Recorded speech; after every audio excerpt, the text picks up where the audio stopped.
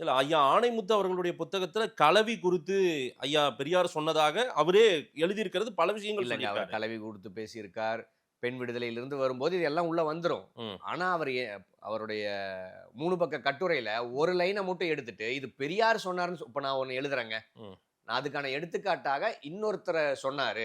இன்னொரு வரலாற்றில அது இருந்துச்சுன்னு நான் எழுதுறேன்னு வைங்க. ம். எழுதுன மனோஜ் தான் அத சொன்னாருன்னு சொன்னா எப்படி இருக்கும்? இல்ல ஐயா அவர் ஆணைமுத்து யாரு? இல்ல பெரியாரின் இல்ல எழுத்துக்களை இல்லங்க. இந்த உலகிற்கு கொண்டு போய் இல்லங்க. ஆணைமுத்து புத்தகத்துல இருக்கிறதாக இவங்க ஆமா சொல்றாங்க. சொல்றாங்க. ஆ. அந்த புத்தகத்த வெளியிடுங்க.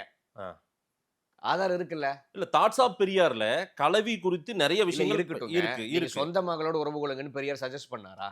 ஆணைமுத்து அவர் அவர்களுடைய இல்ல, இல்ல. புத்தகத்துல அது இல்ல எப்படி சொல்லக்கூடிய விஷயங்களுக்கு இதுதான் இல்ல அது பொருளாகிறதுன்றாங்க. அவர் எப்படி சொல்ல வர்றாருன்னாங்க, உலகம் முழுவதுமே ஆ, ஆ. திருமண முறையானது ஒவ்வொரு நாட்டுல ஒவ்வொரு மாரி இருக்கு. ஆமா. இவர் சரி. என்ன சொல்றாருன்னா, இது எல்லாமே ஒரு பின்பம் தான். இல்ல இதையெல்லாம் சொல்ல வராருன்னா, அப்ப நம்ம நாட்டுல எப்படி இருக்கணும்னு சொல்ல வராரு அவரு பெரியார். அவர் என்னங்கிறாருன்னா, நீங்க பெண் விடுதலையின் பத்தி பேசும்போது இதெல்லாம் வருதுங்க. ஆ. தாலிங்கிற ஒற்றை விடயத்த வச்சு இது ஃபிக்ஸ்டு. இத மாற்றவே முடியாது. ம். ஒருத்தனுக்கு கழுத்த குடுத்து தாலி கட்டிட்டா, ம். காலத்துக்கும் அவனுக்கு அடிமையா இருக்கணும். ம். அப்படிங்கிற நிர்பந்தம் கிடையாது. ம். திருமணங்கிறதே ஒரு பெரியார் வெளிப்படையா சொல்லணும்னா, பெரியார் திருமணத்தையே தடை செய்யணும்னு சொன்னார். ம். திருமணத்தை கிரிமினல் குற்றமா ஆக்கணுங்கிற அளவுக்கு அவர் பேசியிருக்கார். ம். ம். அது எதுவுமே மூடி மறைச்சது கிடையாது. எல்லாம் பெரியார் அவர் வாயால பொது வெளியில பேசினது தான். ம். ஆக ம். இந்த புள்ளையெல்லாம் கேட்டாங்கன்னா செத்து போயிருவாங்கன்னு நினைக்கிறேன் தற்கொலை பண்ணி.